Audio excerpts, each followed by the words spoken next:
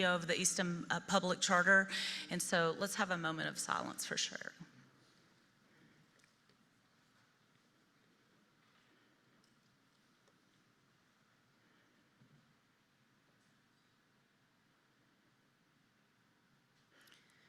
Thank you for that. Our thoughts and prayers are definitely with Cherie's family and friends and all of the students and faculty at Easton.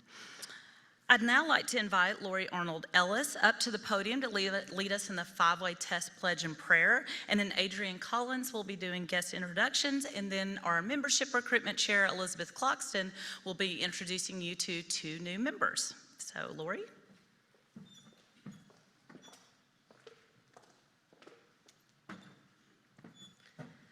All right, so good afternoon. Afternoon is a new word. The five-way test. Of the things we think, say, or do, is it the truth? Is it fair to all concerned? Will it build goodwill and better friendships? Will it be beneficial to all concerned? Is it fun? All right, let's say our prayer. As we gather today to break bread with one another, we express our gratitude to those who've prepared this meal and brought it to us.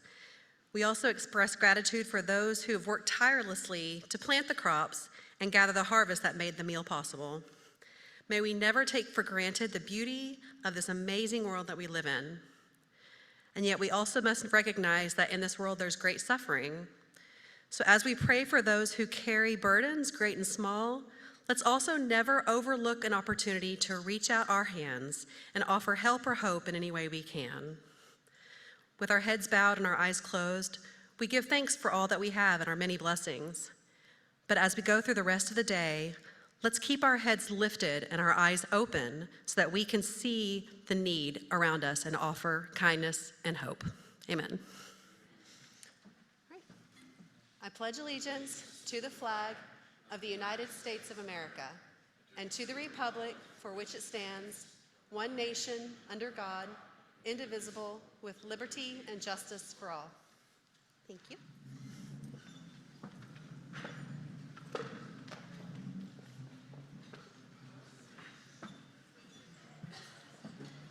I'd like to welcome some of our guests today.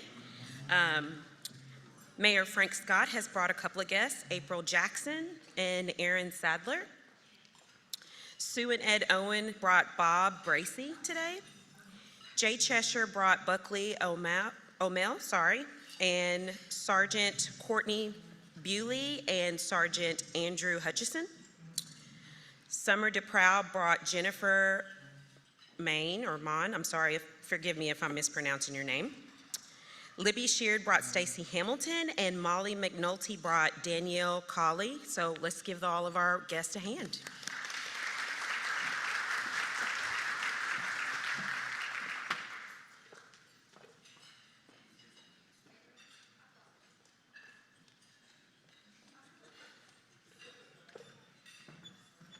Good afternoon. Nice to be back together this week after our snow. It is my pleasure today to welcome two new members to Club 99. First, we have John Kovrig. He is sponsored by Denver Peacock and Molly McNulty. He is the owner of Guardian Roofing. John's career has spanned 4 decades and involved installing roofing of all types and materials, along with skylights and gutters. He's licensed, bonded, and insured for commercial and residential roofing in Arkansas, with the focus on diagnosing leaks other providers have been unable to find. John and his partner, Emily Pinnell, live in the Heights and participate in the Heights Neighborhood Association. For fun, John enjoys boating on Lake Ouachita and spending time with his grandson, Cameron, and pets Greta, Gabriel, and Gilly. For fun, he and Emily enjoy visiting local restaurants, hiking, and traveling out west. Please join and welcome me in welcoming John to Club 99.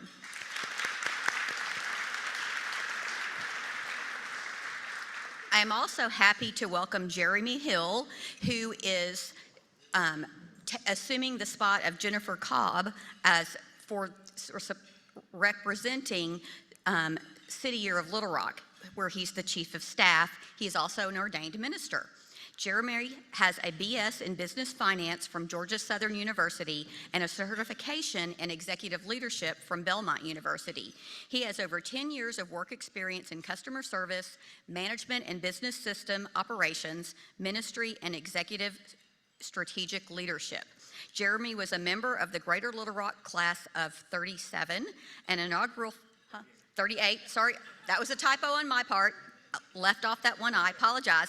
An inaugural fellow for the Mosaic Changemakers in the South and was recognized in the latest Arkansas class of 40 under 40. He serves on the Land Commission for the City of Little Rock. He is married to Reverend Chantel Hinton Hill, and they have one daughter. For fun, Jeremy enjoys golfing, reading, and spending time with his wife and daughter. Please join me in welcoming Jeremy to Club 99.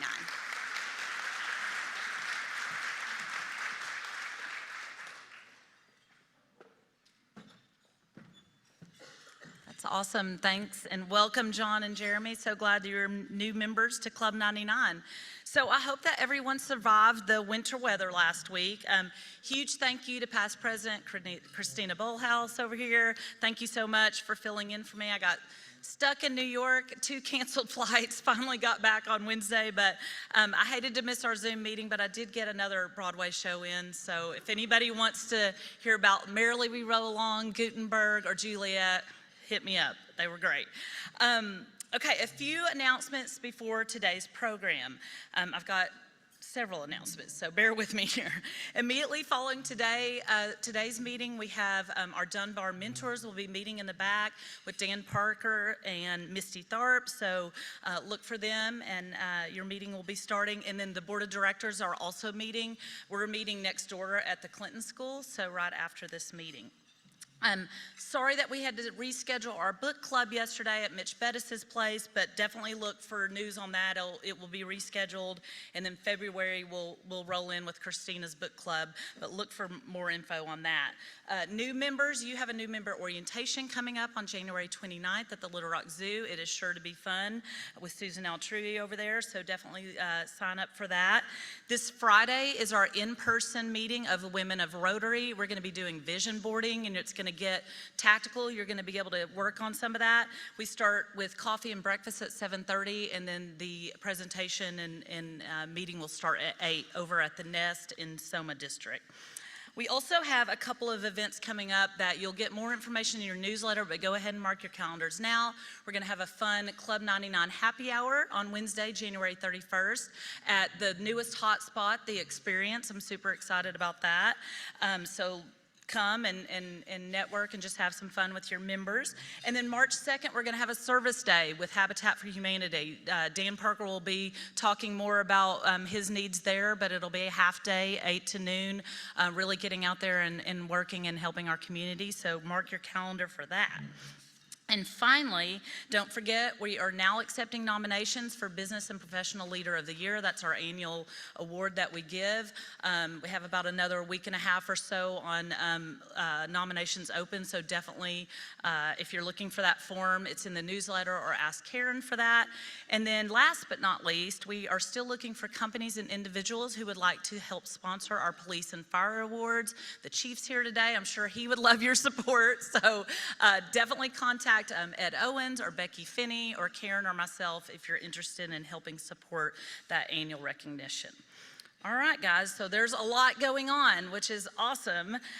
Tons going into this new year, so I hope you're participating in other ways besides the Tuesday meeting here. So for our guests, each year we have a theme, and this year is the power of fun here at Club 99, and so I give a little fun tip each week that kind of plays off the power of fun. So this week I wanted to talk about the concept of a digital Sabbath. So you guys know a Sabbath in religious terms is taking a day of rest and not working. Well, there's also a digital Sabbath where you are screen free for at least 24 hours. And so It's a hard one to do. It's very hard, but as we've discussed, Catherine Price, the author of The Power of Fun, came to this book, The Power of Fun, from her journey of researching her first book, which was How to Break Up with Your Phone. And as part of that research, she and her husband took a digital Sabbath. They started doing it Friday night to Saturday night, away from their screens. And what she learned from that is just the sheer amount of time that opened up in their lives, and that by avoiding screens, their perception of time actually slowed down. She talks about how it was very hard at the beginning, and you literally, it's like a drug. You've got anxiety that it's not in your hand, you're not looking at it. But once you get kind of past that, then you ease into this like new perception of having this time. And instead of allowing their time to be filled, they were now in charge of how they filled that time up. So without apps and text and scrolling, they found themselves with more hours in the day, hours that they were free to use on things they really enjoyed. And that's where she kind of came to the power of fun and figuring out how to have more true fun in her life. It's definitely part of the formula of mastering the power of fun that we've been talking about, opening up hours in our lives to experience true fun and work to make those opportunities a reality. So in her book also, she tells this story of this person, Tiffany Shalin, a filmmaker, and she was the founder of the Webby Awards, if you've heard of the Webby Awards. Like, clearly this woman is no technology hater, right? But for 10 years, she and her family have been practicing a digital Sabbath. So she even wrote a book about how she does it from start to finish, called 24/6, Giving Up Screens One Day a Week to Get More Time, Creativity, and Connection. So Tiffany and her family, they've made it a tradition. They do it also every Friday night. They put their phones away, they actually make homemade bread and have an informal dinner party with friends, and they do it every Friday night. And then on Saturday, they engage in leisure activities, anything from gardening or art projects, playing games, or hiking together. And by the time they plug back in, they're refreshed and they're newly grateful for the positive aspects of technology. So you've all heard of FOMO, which is fear of missing out. The biggest kind of new terminology, and you can Google it and there's tons of articles about it, is JOMO, the joy of missing out. I love that. I love that. So Google it. There's a lot of stuff about JOMO. So my ask of you today is to replace FOMO in your life with JOMO. So, all right, so now we're gonna see this week's member video and see who's having fun.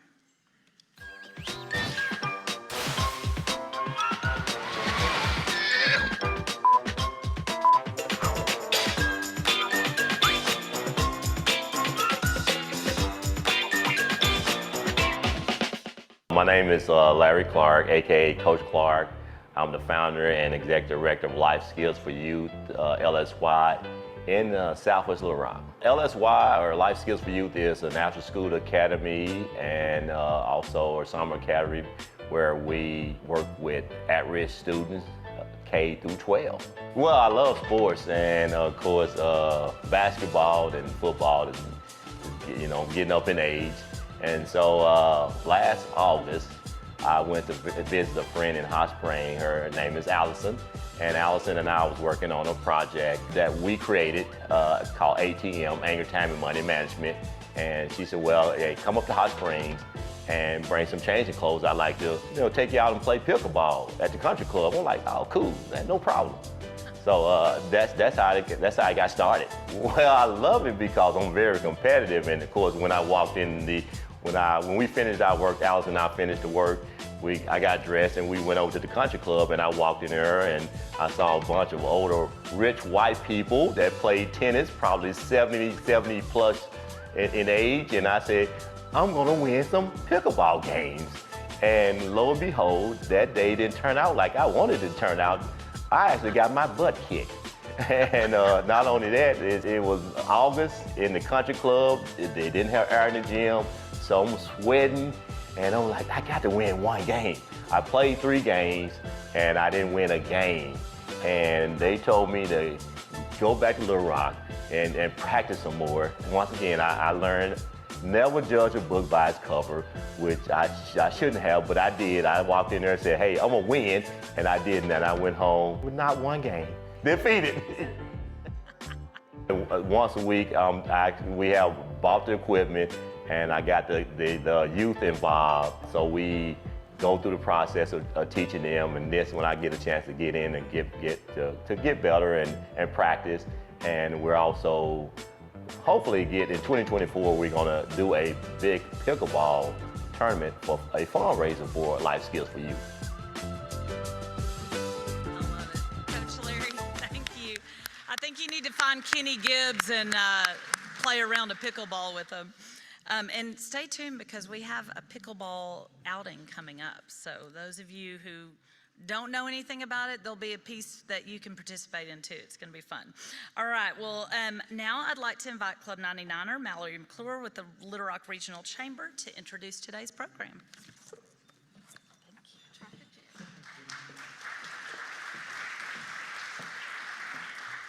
Thank you all for joining us on this sunny, warm day for a Rotary meeting.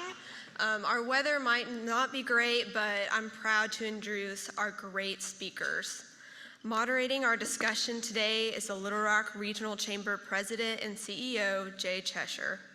Jay Cheshire became the 15th President and CEO of the Little Rock Regional Chamber of Commerce in 2006. Under his leadership, the Chamber has directly worked on projects accounting for more than $2.6 billion in new and expanded capital investment, more than 17,500 jobs, and $636 million in new annual payroll for the Metro Little Rock region.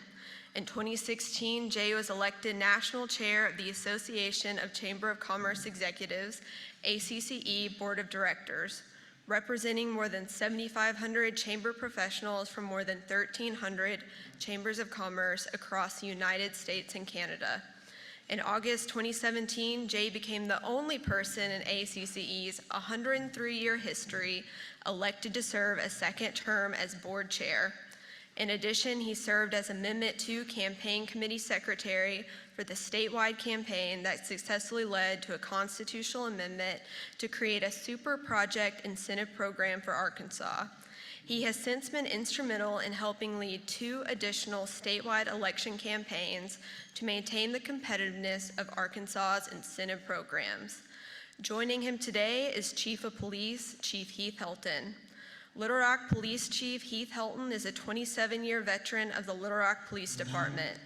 A Little Rock native, he rose through the ranks as police officer, detective, sergeant, and lieutenant, working on various patrol, investigative, tactical, training, and administrative assignments throughout the department. He was promoted to the rank of captain/major in 2015, and his assignments included commands in the Training Division, Northwest Patrol Division, Special Operations Divisions, and Records Support and Technology Division.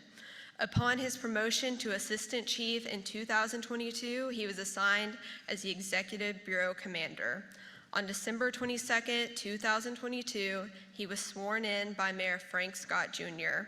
as the 39th Chief of Police for the City of Little Rock. In 2020, Chief Helton oversaw the department's body-worn camera program, as well as the implementation of the online reporting system. He also oversaw the expansion of the cadet program and development of the Real-Time Crime Center. Chief Helton has implemented effective data-driven crime-fighting initiatives, established the communication, professionalism, relationships, CPR model, focused heavily on community engagement, and ensured the ongoing modernization of the department's technology, all while guiding the men and women of this organization through staffing shortages and department reorganization. Next on our panel is someone who needs no introduction, our Mayor, Frank Scott Jr. Little Rock Mayor Frank Scott Jr. began his second 4-year term on January 1st, 2023. During his time in office, Mayor Scott has worked toward uniting Little Rock's diverse neighborhoods through expanding our economy, creating new opportunities for educational growth for Little Rock students, enhancing public safety, and improving the quality of life and place in Arkansas's capital city. Mayor Scott has overseen the creation of more than 8,000 jobs to date. Little Rock's population has grown to more than 203,000 residents with major economic development growth, making Little Rock a catalyst for the New South. New developments such as Trex, Trader Joe's, Fiocchi, Topgolf, and more highlight the momentum of this growing and thriving city. Mayor Scott worked with the Little Rock Board of Directors to make the Little Rock Police Department the highest paid municipal force in the state and to provide LRPD with the equipment and tools needed to protect Little Rock neighborhoods, including the implementation of full-time social workers within the department. Mayor Scott has also worked to expand community programs to reduce violence as part of his holistic and comprehensive crime reduction strategy. We also had one more fabulous addition to our panel today, Sergeant Courtney Bruley. So when she gets up here, I'll let her say a few words about herself. Thank you.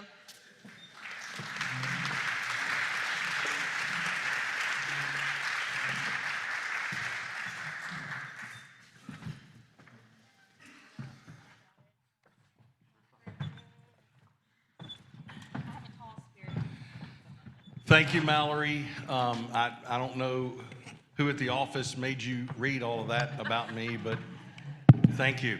And since we're on this book thing, and I'm really interested in the digital Sabbath thing, I've got a new book coming out. It's a pretty short read. It's called Things I Learned While in Dry January. It's one sentence. I tried, and I look forward to hearing stories from you to add to this book. So thank you for, first of all, everything that Rotary does for this community. I want to give the sergeant an opportunity to give us a little background on her, and then we'll get started.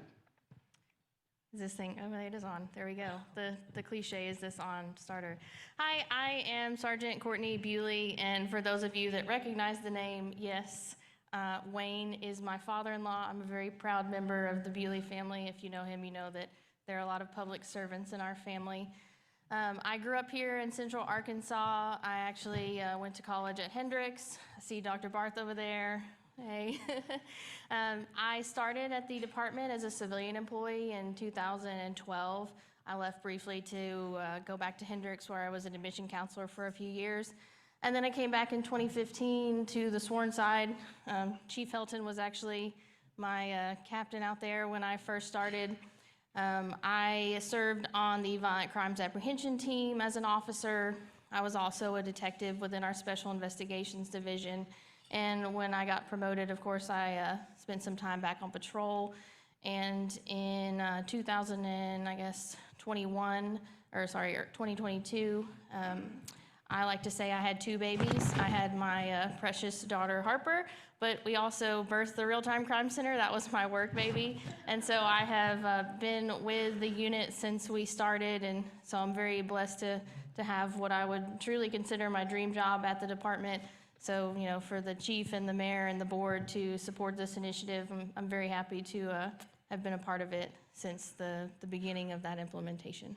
Since the very beginning. And I want to preface all of this by a very quick story as to why this is important. Obviously, when we were here several months ago talking about downtown and the development that's going on in downtown, we talked about, obviously, crime being an issue for all of us, whether that be those that are living here, those that are visiting here, or those that are considering coming here. And I can tell you, we recently, right before the end of the year, announced a new project called ALOPAC. ALOPAC is a company that actually narrowed us to one of 5 finalists. And the 5 finalists, they came to visit.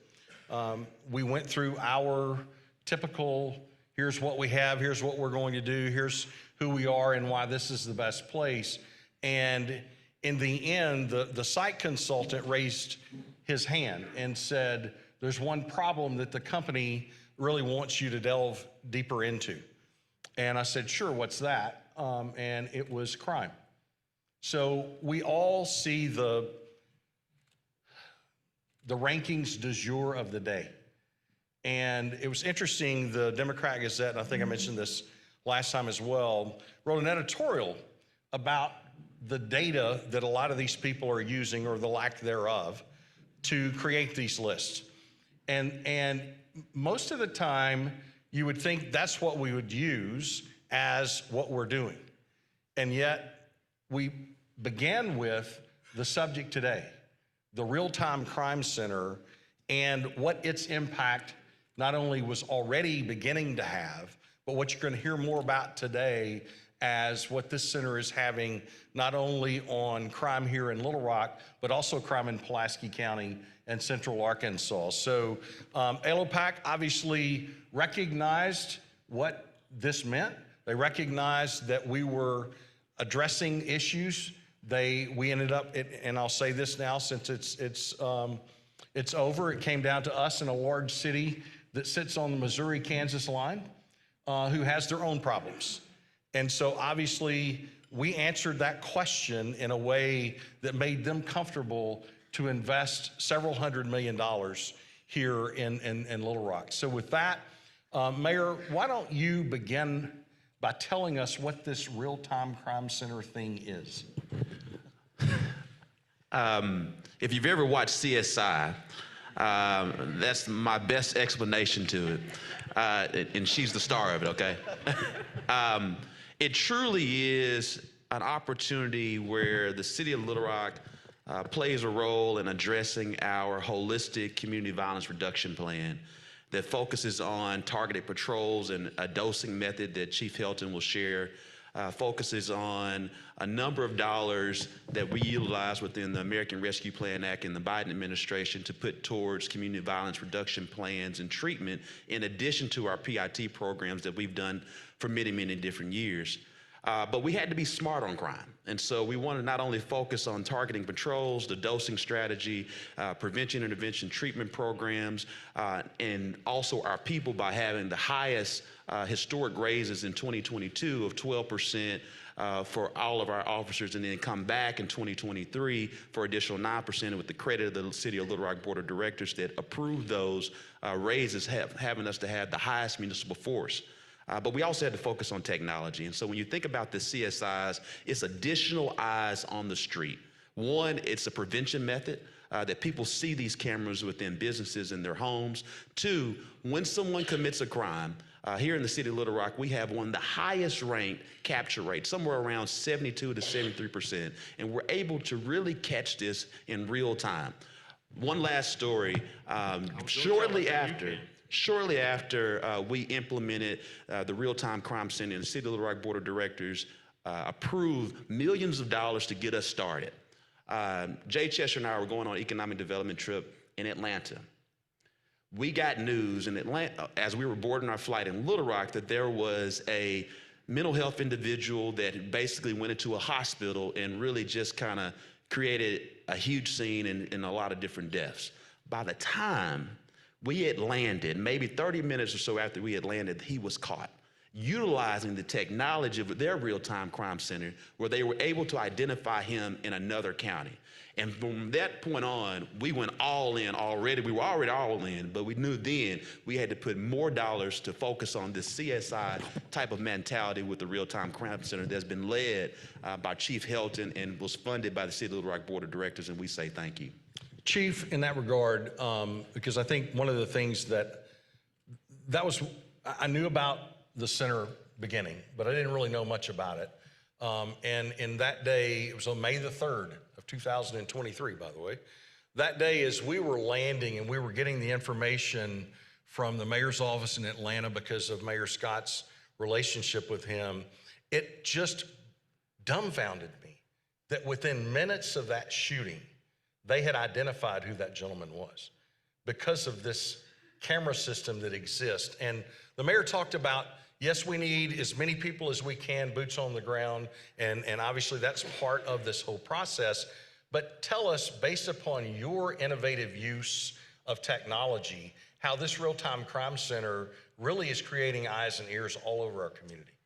It is a huge game changer in the way we do business as law enforcement. It's a force multiplier, so to speak. There's no secret, law enforcement around the country is facing staffing shortages and challenges. So in order to, how do you deal with that? We've got to learn to leverage technology to help us out. And in reinvesting and re-engaging our community partners on how you can also be a piece to the puzzle and help us solve some of these issues related to crime. So as we build that platform out, I mean, we're really blessed that Mayor Scott, members of the board, that took this idea that we had that developed in 2021 when we were tasked to figure out how we're going to look and how we're going to address violent crime, because violent crime all across the nation was starting to soar. So one thing is, what are we going to do to address it here? Had the opportunity to go down to New Orleans, kind of look at their crime center, brought it back, really started throwing the idea out, hey, this is something I think is possible here, and the ARPA money was kind of floating around out there, so we said, let's roll the dice and pitch the plan. We pitched it, very much got the blessing and moved forward with it, and here we are today with our center. Very much want to grow it. Had an idea last year where we wanted to be. We didn't quite hit our mark, but that's where we got to really engage our private sector partners, our residents, members of the community, to get involved. We talk about Atlanta. That's kind of how we modeled our center after Atlanta. You know, they've got roughly about almost 18,000 business partners have integrated their cameras into their system, along with another 19,000 residents that have registered their cameras as well. So they're casting a net over their city. And when you have that net, it allows us now to become active and proactive in addressing crime. So it's a crime prevention tool. It helps us solve crime. And then it also affects us to now we're providing our officers real information real time. So if you have an officer out there that's responding to a call for service and we're able to provide them with more information, an officer that's more informed is going to give you a better level of service. So that's where you get the magic, and that's how you've seen it play out for us and be very good. We're only scratching a very small surface of where I know we can be. And I know I'll let Sergeant Bewley comment as well, because she's in their day-to-day operation. So you want to add any more to that? Yeah. Sergeant Bewley, tell us how it operates. How does the center itself operate?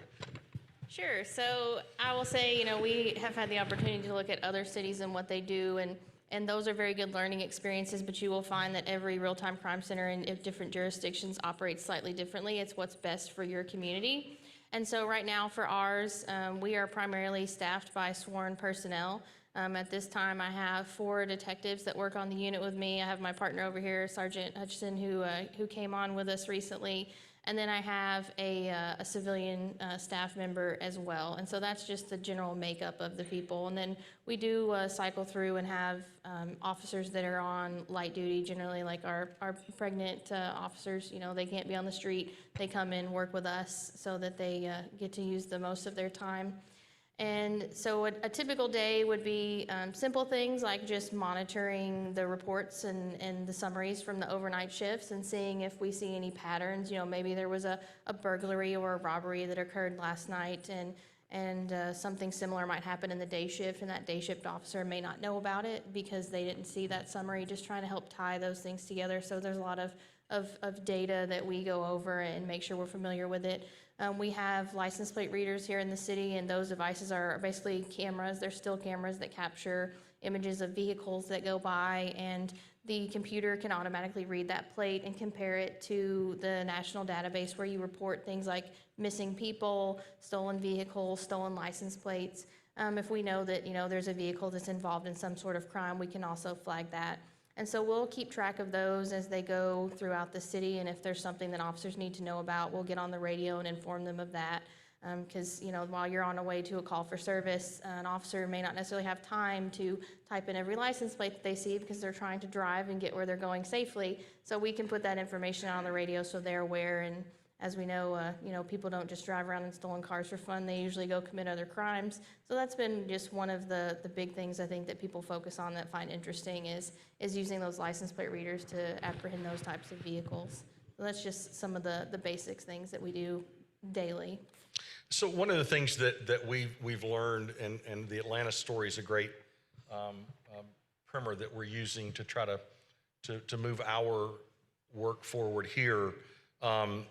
Lisa Farrell, Sharon Talek Vogelpol, a number of other 50 members here in the audience are highly engaged as we've started the process of educating businesses through the chamber, through 50 for the Future, and others about how they can participate. And you can actually go and tour the crime center itself. But what you'll see when you get there are a bunch of people and cameras looking at different places across the community, all on screens on the walls, and then all of these people with computers that are taking that data and utilizing it as best possible to not only solve crime, but as the chief said, prevent crime. And we think that's the biggest part. And I'll go ahead and say this before we move to the business piece. Both Nate Coulter and Kenny Gibbs, I didn't see Kenny, separately asked me this question. So Chief, I want to go ahead and get this out in front of the public. So if they put their home cameras as part of the real-time crime center and they're running naked in their front yard, will there be people watching Nate and Kenny do that in the real-time crime center? Can you go ahead and debunk that myth? Yeah, that would be no. So when members of the community register their cameras, it's simply just that. You are registering a camera, you are letting us know that you have a camera on your residence. So where that comes into play and helpful for us, so say we have, last October, early November, we had a rash of car break-ins up in the Heights and out in West Little Rock. So what Sergeant Bewley and her team will come in, as she said, they will analyze reports from the night before. And what we can do is pull up our platform and look who all's registered cameras in that particular area. They can draw a geographical shape around that area and send an email at one time to everybody involved and say, hey, we had a number of car break-ins. We're looking for anything suspicious. Please check your cameras between these hours. And if you do, send us an email. The old days when we were detectives, we would used to have to go out and do neighborhoods. You knock on the doors during the day, you put your business card in the door, hoping the wind didn't blow it away. And 3 months when you're out there cleaning out your flower bed, you're like, why do I have this detective's card in my flower bed? So this really streamlined the process. So when you get that email immediately, you'll check your stuff. You'll drop it to us. We can start the process to investigate those type of incidents. We've solved a number of crimes this way with getting the community involved, because all too often I go to neighborhood meetings and like, what can we do to help? Register your cameras. We're not looking at them. We can't see them. All you're letting us know is I have a camera. And then we can start engaging. Allows you to engage with us at any time you feel like you need to send us something. We get quite a few residents that just will send a, hey, this was caught on my camera. Here you go. And could be nothing, could be something. But it's just a great platform for us to be able to reach out and engage the masses instead of having to go out one at a time and knock on doors. Makes it way more efficient. We had a situation happen not just to the east of our office, and literally we had detectives in our building looking at our video footage within minutes. And again, I go back to the Atlanta story. This stuff, it saves lives, number one. But number two, it also is a huge deterrent. And again, I want to reiterate, unless you want them monitoring your camera on an ongoing basis, which they can anyway, that would be impossible for anyone to do. It's just them knowing that that camera is there and having the opportunity to reach out to you at a business or at your home to say, something happened between this moment and this moment. Would you look, as the chief just said, and see if there's something that we need to see that possibly we could take a look at and help solve whatever this issue is. And so it literally is just that easy. But you talk about 38,000+ cameras in the city of Atlanta, and it's having a real impact on their crime. Chief, Sergeant Bewley, Mayor, tell us what you think this is already happening in doing so here in Little Rock. Sure. Just a couple of specific examples of incidents that we have been able to handle, I think, more efficiently because of these partnerships. We did have a residential partner here in the community, a multifamily housing, where they had provided us that integration. So we talked about registering. Registering means you just tell us the camera's there. Integrating means that we're actually partners. We have a device on your campus or your facility that allows my detectives to tap into those cameras and see them in real time. And so we did have an incident where an individual was going through a mental health crisis, and unfortunately when our officers arrived on scene, it did result in what turned out he started opening fire on the officers and the innocent third parties there in the parking lot. And when that happened, the individual did, move away, and the officers could not see him anymore just because of where he was and where they were all trying to be safe and take cover. But we could still actually see that person on the cameras. And so we were able to give them that information about him, let him know, like, he is down, he's not down, is the gun near him, is it not? And so we were able to help them to be able to, eventually get this guy and get him medical help and that he needed. And so I don't think we would have been able to do that without, those cameras.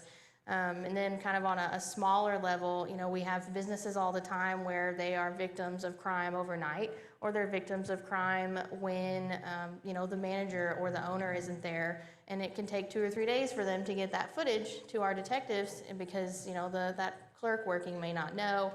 And so us being able to get that on the front end really helps that process and facilitates us, maybe even getting the information about what the suspect is wearing that day or within an hour. And, recently we did have a robbery occur in the Colonel Glenn Asher corridor, where someone came in and they parked their car nearby at an actual city building where we have partnered and we have those cameras. We could see them, and our officers facilitated an arrest within an hour of the crime.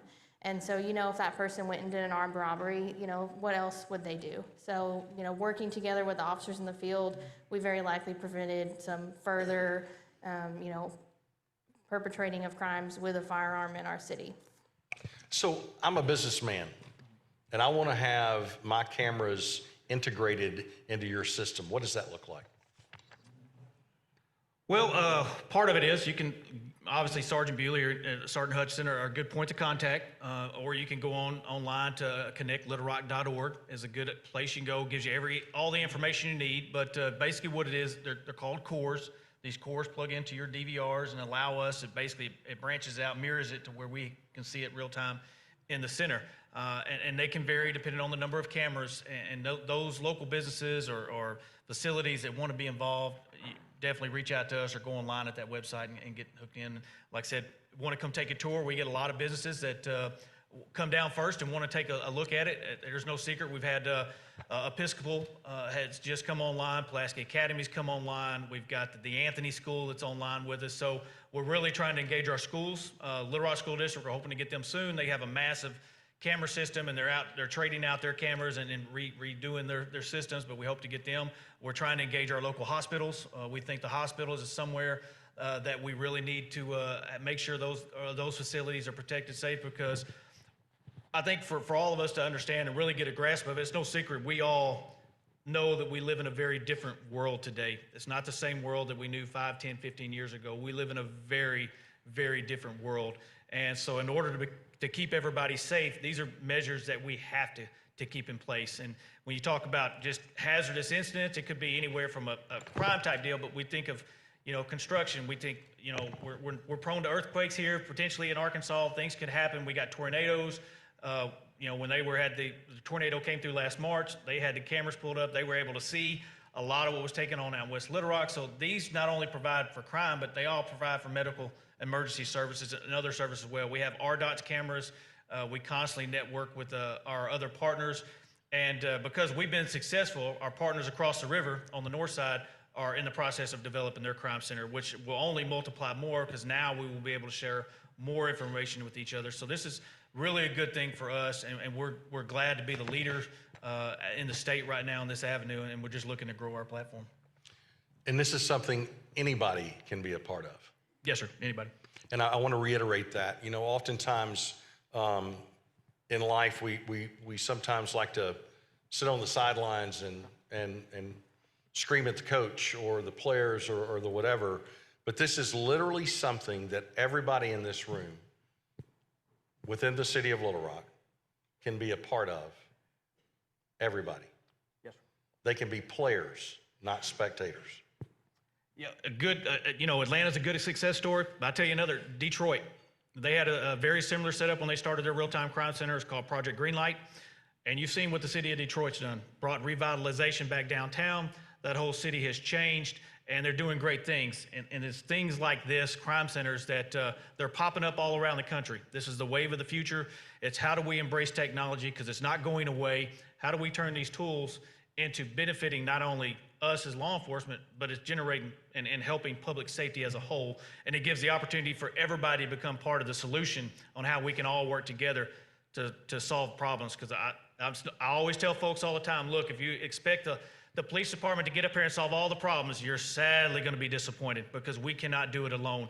It takes, we talk about it takes a village. It does. It takes everybody being part of it in our community. It takes everybody coming together to increase platforms, to make the contributions, to do what we need to do to make things safe. And when we do that, you're going to see growth starting to happen. I firmly believe Little Rock is going to continue to grow. I think you're going to see the West Coast, the East Coast, people are going to start coming inward because it's getting crazy expensive on those parts of the country. So you're going to start seeing people come. And as we have growth, growth creates challenges. And I think us as a city, we have an opportunity to be very prepared and be the next level and the next great thing in Central America. Because Little Rock is a great city. Yes, we have challenges, but I've been all over the country. Our challenges are very minor compared to some of what my counterparts in other cities are dealing with. So, go ahead, Sergeant. I just wanted to add that it's not just that, we keep saying businesses. This is the schools where your children and family members attend. We have partners with schools. We have partnerships with churches. So it's not just a business where you register your Ring doorbell camera or whatever you may have. We are partnering with apartment complexes, with all different types of places here in the city. If they have a camera system, a floor plan, or anything like that would help us to be able to respond to their customers, their employees, their residents in a more safe and efficient manner, then we'll do it. So I know Amy is going to be marching around with a microphone in case anybody has any questions. And as she is looking for someone raising their hand to ask a question, there's one back here. Mayor, give us just your thoughts on how innovation like the Real-Time Crime Center will help make Little Rock one of the safest cities in the country. As I shared earlier, it's about being smarter on crime. As we continue to compete across the state and this nation to solve retention and recruiting issues, and by the way, due to the leadership of Chief Helton, by the end of this year, we would have taken down our vacancy rate from 120 to close to 60. And that's because the city board approving raises over the last 2 years, $10,000 signing bonuses, and his great leadership. So let's give him a round of applause.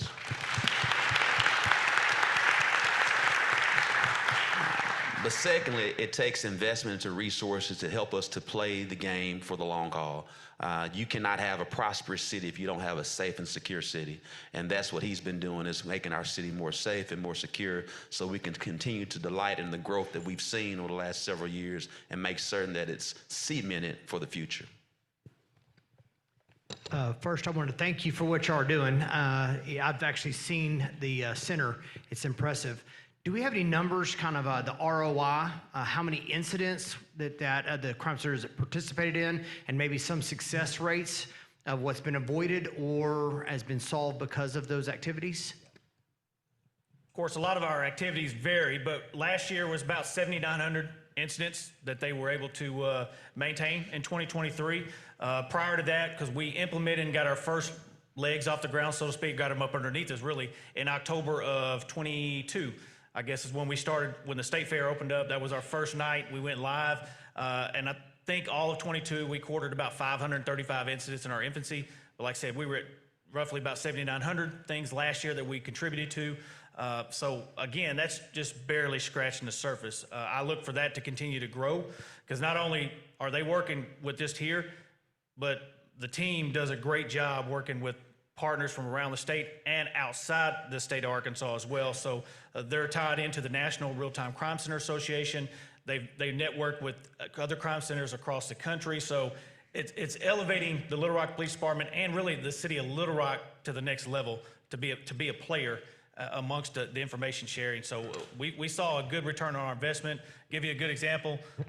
We recovered roughly about 175 cars last year. It wasn't until August that we started really wanting to try to dive off, and I credit Sergeant Bewley this because she took it upon herself to really just figure out the dollar amount value average of what it was cost. And just from August of last year to the end of the year, we recovered almost $619,000 worth of motor vehicles. And just that when she started tracking it. So that's a huge deal that normally a lot of those cars The ride around from we're getting cars on a daily basis that are hitting these LPRs that we're making stops that don't turn into pursuits. They're able to pull up into convenience stores. We see them get out on the camera. They say, hey, this guy's wearing a red jacket, black pants. He walked inside. We literally stand outside the door, wait for him to come out and take him into custody without no problems, no incidents. So now you're reducing your use of forces, you're having less pursuits, your things are going a little bit safer. Now, it doesn't say it's not going to stop them all, but it does limit things, makes things safer, allows us to become more efficient and more effective in how we're utilizing our resources. And when we're doing that, you as the taxpayers appreciate things a little bit better when we're more efficient and we're able to handle other issues and things of that nature. And I'll talk about the dosing real quick because the mayor mentioned it earlier. So when we talk about dosing and how we utilize data to put our resources where we need to be, so we look at all they think. I've got 6 crime analysts in the department. All they do is look at numbers and maps and stuff all day long.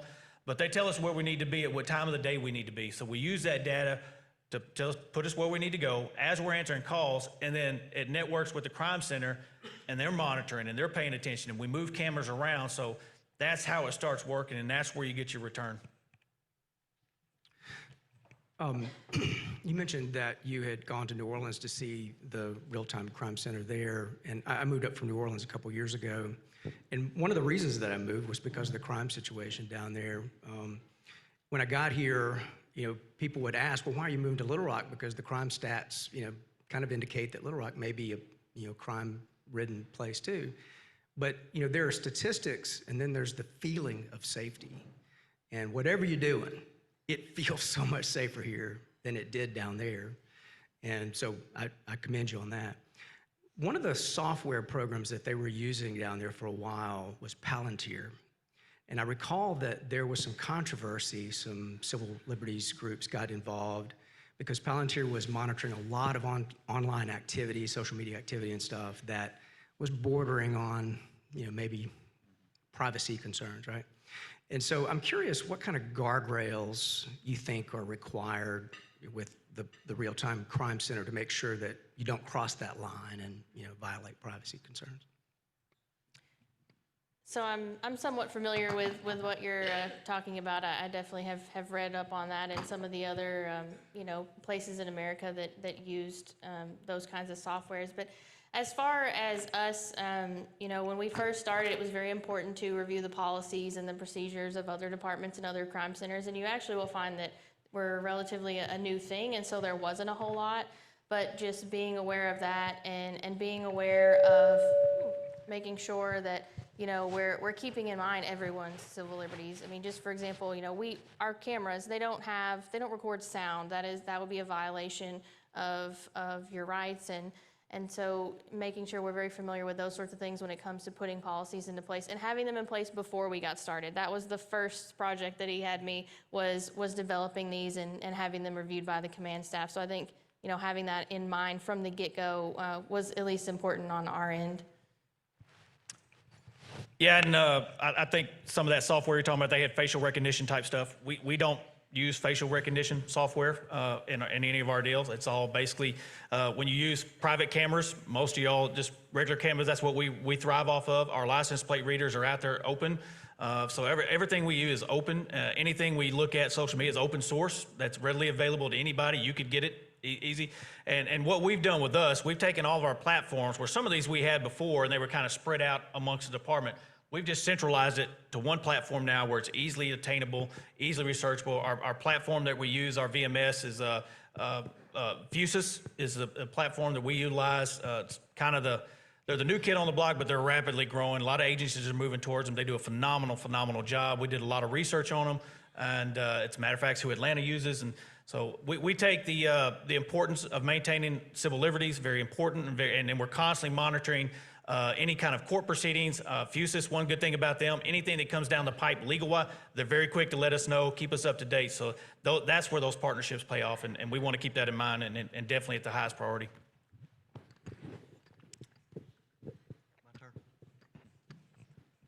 Come on. Thank you for being here. You're doing a great job. However, there's always room for improvement, and maybe it's just because I'm getting old, but I'm seeing more expired, temporary license plates on the road. And usually they're flapping, And usually they're being on vehicles being driven by somebody who's disobeying the traffic laws and weaving in and out of traffic. Your license plate reader, Judge, are you expired? Your license plate reader piqued my interest, but are your officers not instructed to stop those people? Because I guarantee you they don't have insurance and they probably don't have a driver's license. And if I were a betting man, they probably have some outstanding warrants as well. So. Traffic is probably the biggest complaint that I get in every probably community forum that I sit in. It's a very challenging issue when you talk about traffic, where there's speeding, expired tags, all of that. And while you're dealing with those things, which to me they're not menial tasks, but as we're trying to focus on those, guess what? That 911 phone never stops ringing. Especially when you talk about the day and age that we live in, where everybody has a cell phone. Everybody's calling in. The most minute things that we get, we're constantly getting called. So, our officers are told, look, when you're not out there handling calls or you're not out there doing line patrols or focusing on dosing areas, we encourage them to get after traffic. But, like running the red lights is one of my pet peeves. I literally sit at Chenal and Bowman every morning, and I can probably count 50 cars by the time I make it to they run the red light. So it is a challenge. One of the things that we used to always rely heavily on is our motorcycle unit. And as we've had a lot of retirements and staffing challenges, we just haven't been able to beef that unit back up. But as the mayor mentioned, our recruiting is going very well. My goal, hopefully, and I'm gonna probably put myself out on a limb here, but by the end of this year, 2024, I'm hoping to be down 30 vacancies. Our recruiting efforts are going really good. If I can get to that point, that allows me to beef back up my motor unit, which they focus a lot on the traffic stuff and keep, they go see the judge quite often when they're over there. But a lot of it is we are tasked a lot with a lot of calls, and they're out there doing it, but it's very aggravating. Trust me, I see exactly what you see. It's very frustrating because the ones that are out there doing right, that pay insurance every day, we're the ones that sometimes have to pay for that whenever the ones that are doing wrong. So yeah, but I'll definitely make sure we press at it with our commanders. Yes. So one more or two more questions, okay? In terms of, you talked about, I'm right here, sorry, Chief. In terms of, keep talking about vacancies, but also another way to engage private citizens. Is your staff and personnel staffed only by certified police officers, or are there positions that, like IT or data analysts, who may be private citizens who go through extensive background checks to kind of diversify your staffing models and personnel? For the entire department, or for the crime center? For the crime center in particular. So for the crime center, we have sworn and civilian personnel. We actually, last year was the first time we'd ever done this, and I remember when I went to Sergeant Bewley and asked about it. But I had a young man that contacted me and said, hey, I'm a college student at LSU. I tried to get an internship with the FBI, I was unable to. Do you have anything that I could do? And I said, well, we have a crime center. Would you be interested in that? And he said, well, maybe. Showed up, probably one of her better employees that worked the entire summer. And he's reached back out to me here just last month and said, hey, I'll be home. So can I come up there and do my internship again? So here's a guy we've gotten on the hook to try to continue to help him because he's majoring in criminology. But we always look to anything that we could do to utilize non-sworn personnel would be great. We've currently got an advertisement out there for some part-time people that want to get into helping us. Our goal right now, we're not a 24-hour operation in the crime center. That's our goal is to get to that point, but obviously you got to have staffing when we do it. So that's the big thing, and it's kind of a little kept secret until you really see how that deal operates in there. It's very impressive when you get in and look at it, and we're not the granddaddy like NYPD. They have a room that's probably twice this size. It's amazing when you get, I always say it looks like the Enterprise, and then I've seen some that are about like a coat closet. Small, so it's really what works for us right now. I envision us probably outgrowing at some point, but yeah, we have an IT person that works down there with the team. Would probably love to expand that out, but as we continue to grow, yes, definitely we'll continue to add stuff on, but we're definitely either sworn or civilian we would take on board to help us out. And I don't know if you want anything you want to comment on that. Yes, ideally I'll have an analyst soon, and then I will have my, some more full-time civilians. Right now I have a part-time civilian. That full-time civilian job, I see you, board and mayor. It's coming to you soon. I need them. One last question, I think, Amy, did you say? I just wondered if if you're a business that is registered and or integrated, is there something that the business can put up so that people who are coming to their business know that, and maybe that will be more of a deterrent for them, for anybody who's wanting to target them for a crime, if they know the connection between that business and the police department? Yes, ma'am. So right now there is a small decal that comes with the box that has the Fusus logo on it. I am wanting to develop more of like a sticker, some signage that we can put out. We like to say that, you know, for you guys that want to partner with us, it's never my prerogative to put out who our partners are. We will, but if you want to scream it from the rooftops, then we will gladly stand behind you and cheer. But if you want to keep it private, that's up to you. I don't know why you would. I would want everyone to know and it to be a deterrent. But that's one of my goals this year is to get some consistent signage and something that, you know, identifies our partners that want to put that out there to the public. And we're going to be putting together a public campaign to try to draw more folks like yourself to this program so that it's widely known throughout the community. I want to end, you know, Chief Bewley, or excuse me, maybe soon to be Chief Bewley down the road, I'm sorry. Sergeant Bewley talked about the recovery of the stolen vehicles.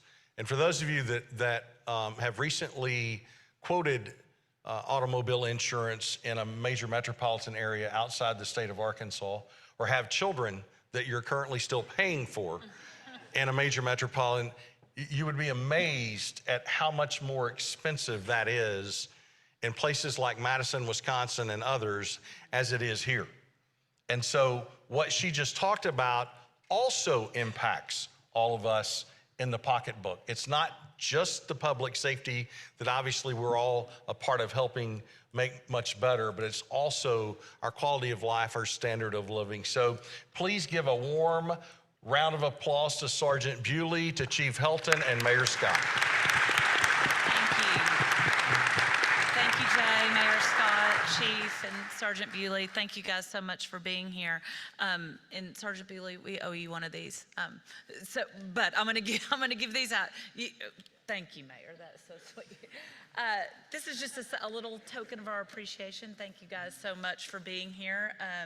We helped commission this mural that's down in the River Market, Little Rock Big on Fun. And so this is a version of that to put on your desk, and just to remind you guys that in all of the important work that you do, that we do have some fun in this city too. I know yours is not always fun, but thank you again for being here. Nate running in the front yard. That would be fun. Oh my goodness. All right, well, thank you guys so much. Next week we have a great program. It's going to be 60-year anniversary of 50 for the Future. Jay just mentioned 50 for the Future, so that will be a great program. I hope to see all of you guys here, and we are adjourned. Thank you. Oh my gosh, thank you.